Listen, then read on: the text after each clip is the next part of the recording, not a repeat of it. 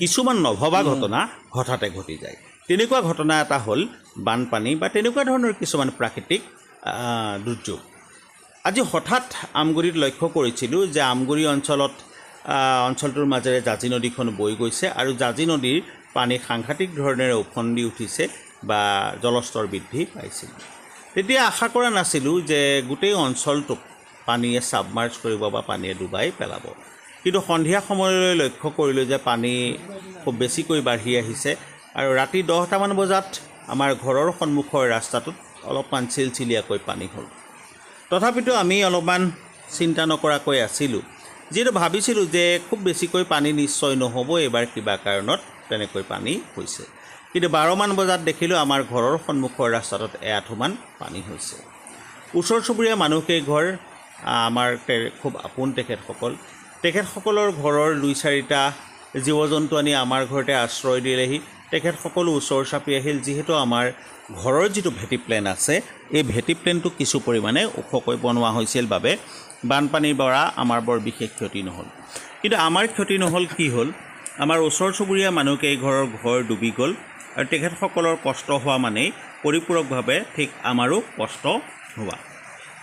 গতিকে আমি সকলো একেলগেই থাকিলোঁ, বয়োজ্যেষ্ঠকেইজনক শুবলৈ দিলোঁ আৰু তুলনামূলকভাৱে আমি যিকেইজন ডেকা মানুহ আমি বাহিৰতে বহি পানীৰ আলেখ চাই থাকিলোঁ। ৰাতিপুৱাৰ সময়লৈ কিছু পৰিমাণে যদিও এতিয়া পানী কমিছে, তথাপিতো অঞ্চলটো বিপদমুক্ত হোৱা নাই।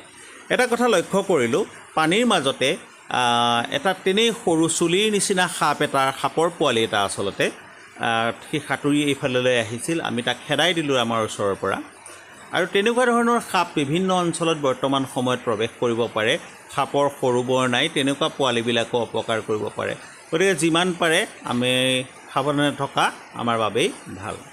লগত উপযুক্ত পৰিমাণৰ বা যথেষ্ট পৰিমাণে পানী ৰখাটো ভাল। খাদ্যবস্তু নিৰাপদ জেগাত ৰাখিব লাগে যাতে সেইবিলাক নষ্ট হৈ নাযায়, কাৰণ বানপানী খন্তেক সময়ৰ বাবে কমিছে, হয়তো অলপ সময়ৰ পিছত বানপানী আকৌ বাঢ়ি আহিব পাৰে, কাৰণ তাৰ নামেই হ'ল বানপানী, যাক নিয়ন্ত্ৰণ কৰিব পৰা নাযায় বা আমাৰ নৰমনিচৰ হাতত বানপানী নিয়ন্ত্ৰণ কৰাৰ কোনো ব্যৱস্থা নাই।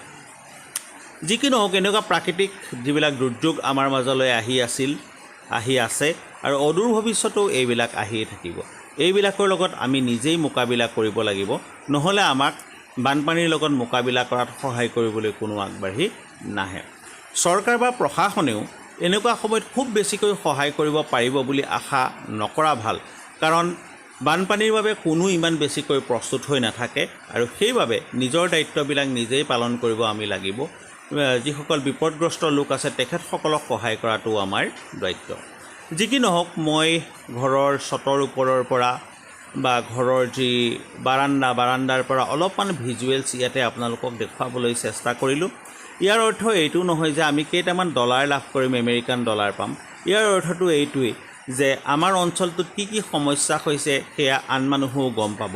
বহুতৰ নিজৰ ককাই ভাই ইষ্ট মিত্ৰ মৰমৰ লোকসকল অলপমান বাহিৰত গৈ আছেগৈ, তেখেতসকলেও গম পাব যে তেখেতসকলৰ অঞ্চলটোত কেনেকুৱা কি ধৰণৰ পৰিস্থিতি হৈছে। তেখেতসকলেও ভয় খোৱাৰ প্ৰয়োজন নাই। আমাৰ ওচৰ চুবুৰীয়াসকলক যেনেকৈ আমি সহায় কৰিছোঁ, আমগুৰিৰ সচেতন ব্যক্তিসকলে নিশ্চয় ঘৰৰ ওচৰ চুবুৰীয়াসকলক সহায় কৰিব। কাকো কোনেও বিপদত পৰিবলৈ নিদিয়ে, কাৰণ এই সময়ত জীৱ জন্তুও মানুহৰ লগত সহাৱস্থান কৰে, একেলগে বাস কৰিবলৈ বিচাৰে। এনে পৰিপ্ৰেক্ষিতত আমি মিলি থাকোঁ।